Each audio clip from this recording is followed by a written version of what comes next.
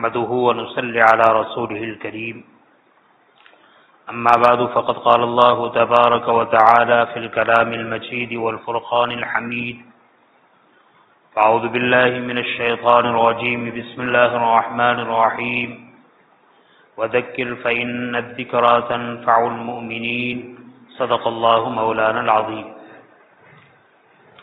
میرے محترم بھائیوں، دوستوں اور بزرگوں،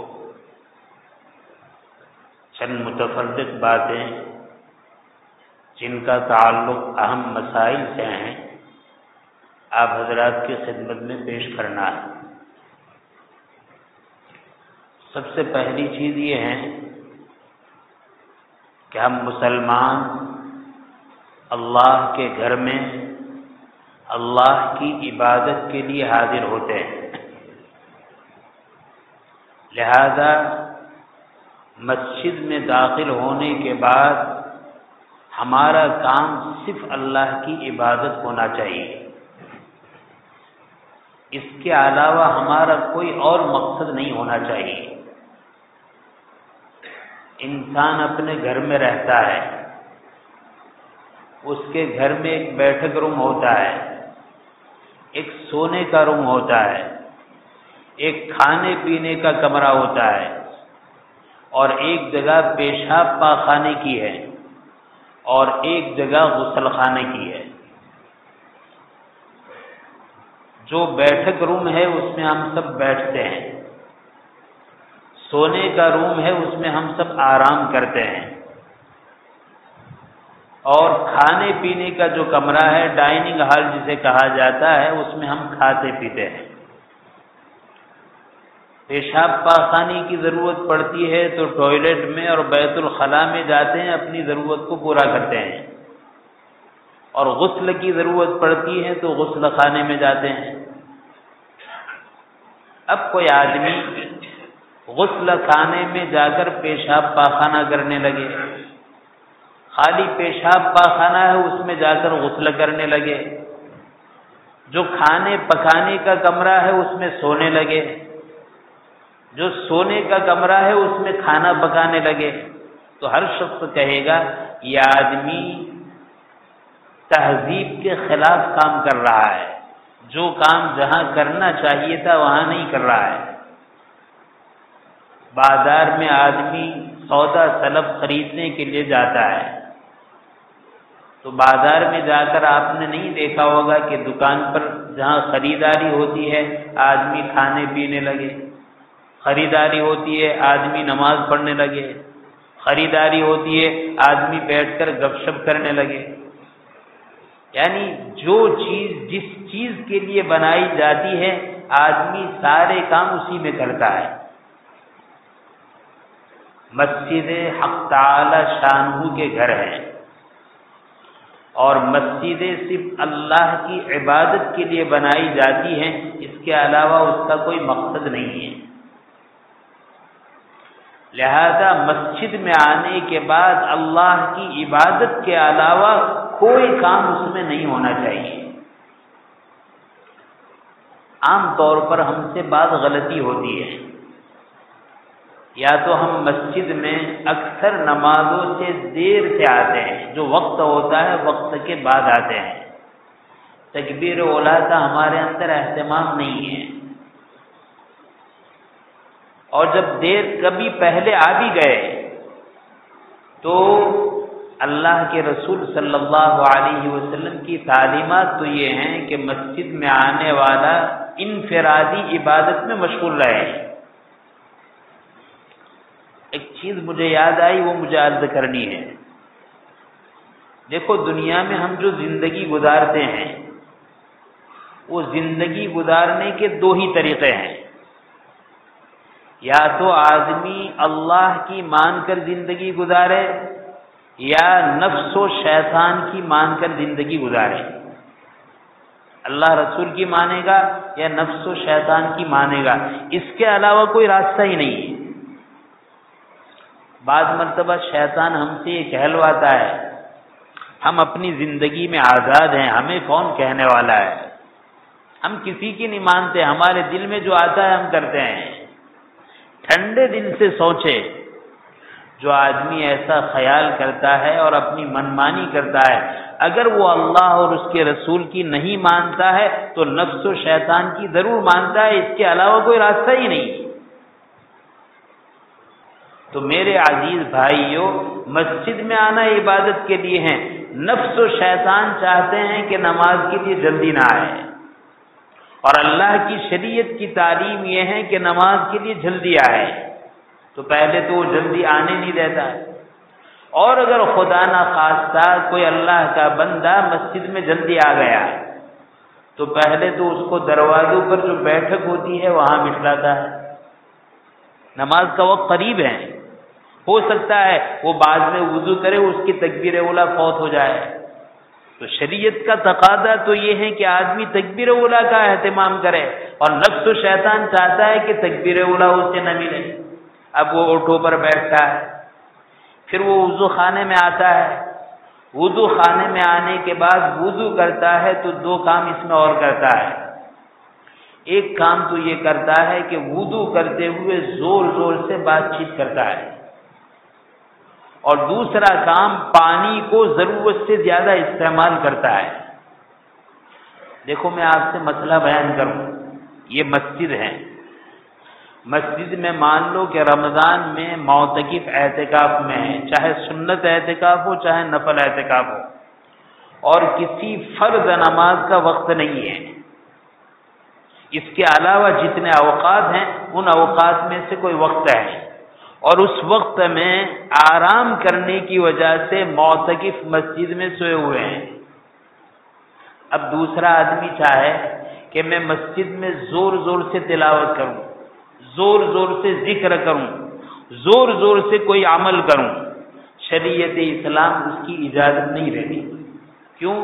معتکف کے لیے مسجد میں سونے کی اجازت ہے، وہ ایسے وقت میں سویا ہے جو آرام کا وقت ہے، اجتماعی جماعت سے نماز پڑھنے کا وقت نہیں ہے، تو اس کے خیال کا تقاضا یہ ہے کہ انفرادی عبادت کرنے والا مسجد جو عبادت ہی کے لیے بنائی گئی ہے اس میں اس طریقے سے عبادت کرے کہ سونے والے کو خلل نہ پڑے۔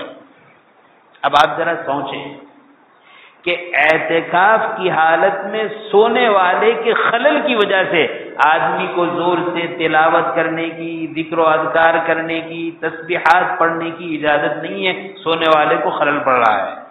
آپ کا کیا خیال ہے؟ مسجد میں فرض نماز کا وقت قریب ہے، اللہ کے کچھ بندے سنتوں میں مشغول ہیں، اور ہم مسجد کے اندر باتیں کریں، وہاں تو سویا ہوا ہے، اس کے سونے میں خلل آتا ہے۔ شریعت اسلام زور سے تلاوت کرنے کی، زور سے ذکر و اذکار کرنے کی اجازت نہیں دیتی۔ کیا مسجد میں ہم نماز کے لیے آئے اور اس وقت میں اللہ کے بندے سنت اور نوافل میں مشغول ہیں، انفرادی عبادت میں مشغول ہیں، اور ہم بیٹھ کر باتیں کریں؟ اتنا ہی نہیں، اگر ہم جماعت خانے میں نہیں ہیں، وضو خانے پر ہیں، اور وضو خانے پر وضو کرتے ہوئے زور زور سے وضو کے درمیان پڑھی جانے والی دعائیں پڑھ رہے ہیں، بات نہیں کر رہا ہے، زور زور سے دعائیں پڑھ رہا ہے، لیکن اتنی زور سے دعا پڑھ رہا ہے کہ مسجد میں انفرادی طور پر سنت اور نوافل میں مشغول ہونے والے کو خلل پڑتا ہے، تو اس کا زور زور سے دعا پڑھنا جائز نہیں۔ اس سے بڑھ کر بات سنیں، ہم مسلمان ہیں، یہ ہماری مسجدیں ہیں، مسجد کے اطراف میں مسلمانوں کے گھر ہیں، مسجد سے باہر ہم بیٹھے ہوئے ہیں، اور مسجد سے باہر بیٹھ کر اتنی زور سے ہم بات چیت کر رہے ہیں، اتنی آواز بلند کر رہے ہیں کہ مسجد میں انفرادی اعمال کرنے والے کو خلل پڑتا ہے، باہر اتنی زور سے بات کرنے کی اجازت نہیں کہ اندر والے کو خلل پڑے۔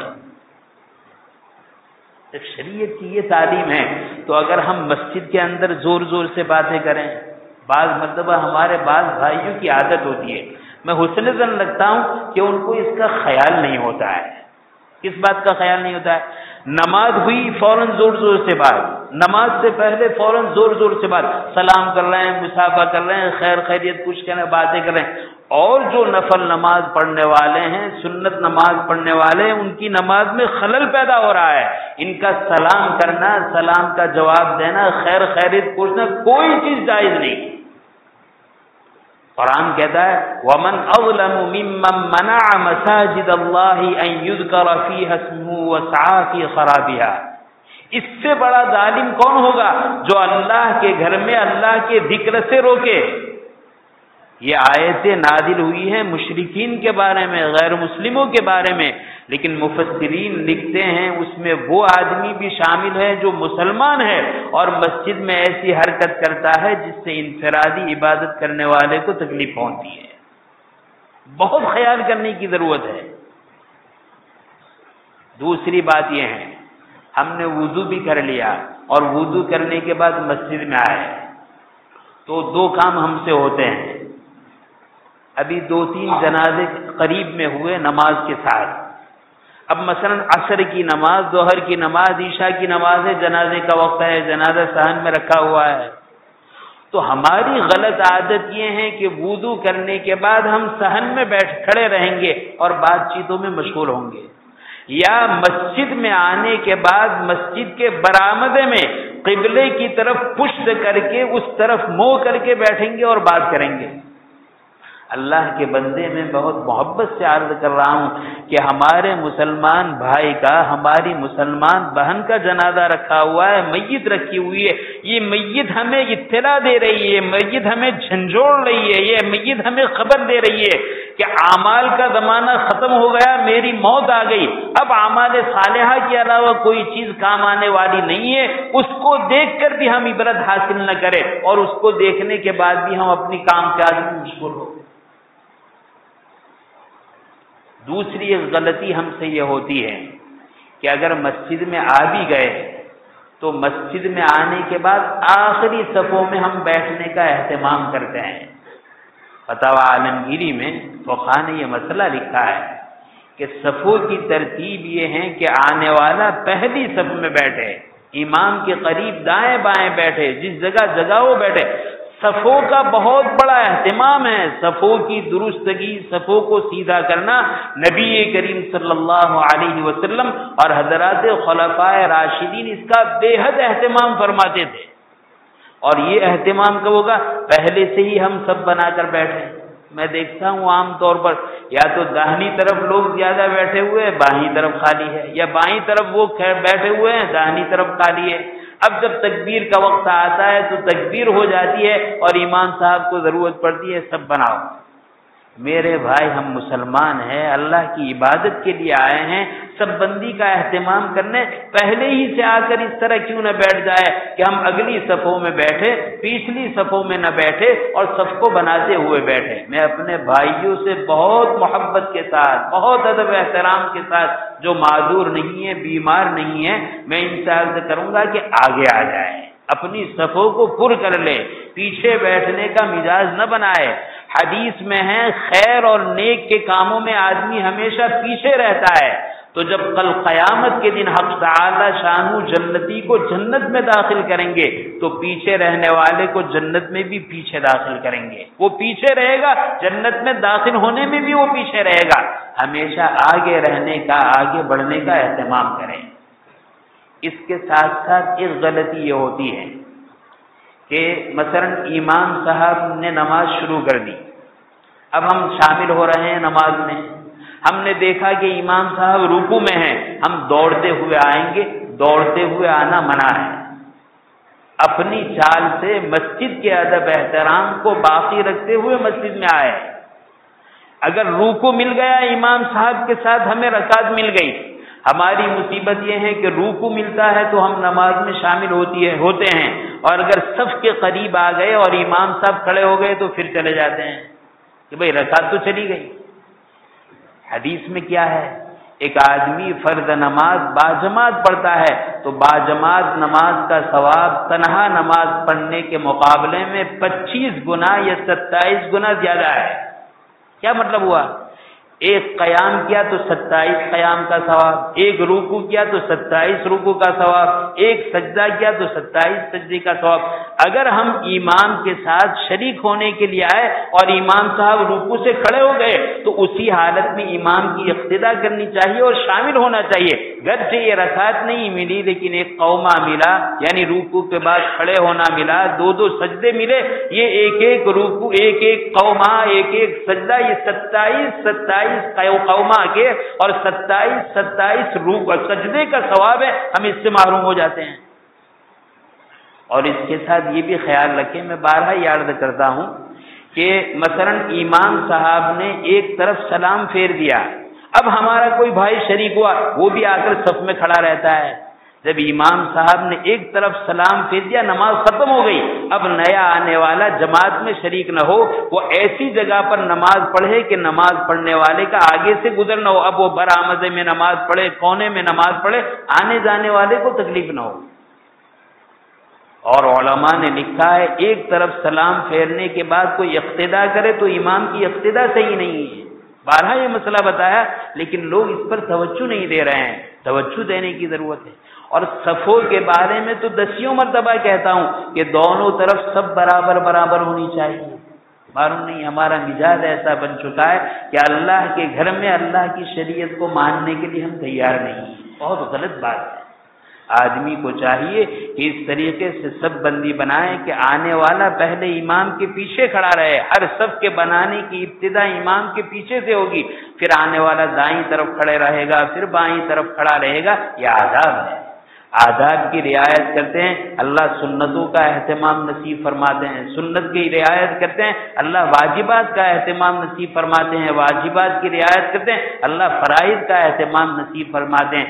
آداب کو چھوڑتے ہیں سنت سے محروم ہوتا ہے، سنت کو چھوڑتے ہیں واجبات سے محروم ہوتے ہیں، واجبات کو چھوڑتا ہے تو آدمی فرض سے محروم ہوتا ہے۔ حق تعالی شانہ نے جو باتیں کہی، اللہ تعالیٰ اس پر عمل کی توفیق نصیب فرمائے۔ بارہا یہ کہا جاتا ہے کہ جمعہ کی نماز کے لیے جلدی آنے کا اہتمام کرے۔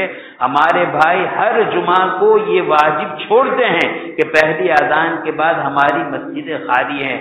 میرے بھائی توجہ کرو، غور و فکر کرو، دھیان دو، اور ہر مرتبہ اللہ سے بغاوت کا کام نہ کرو۔ اللہ تعالیٰ میں ہدایت نصیب فرمائے، آمین وآخر الدعوانا الحمدللہ رب العالمین۔ جمعہ سے پہلے کی سنت کا بھی اہتمام کرے، بعد کی سنت کا بھی اہتمام کرے، اور نماز کے بعد حلقے بنا کر بات چیت کی مجلس سے قائم نہ کرے، خاص یہ درخواست ہے۔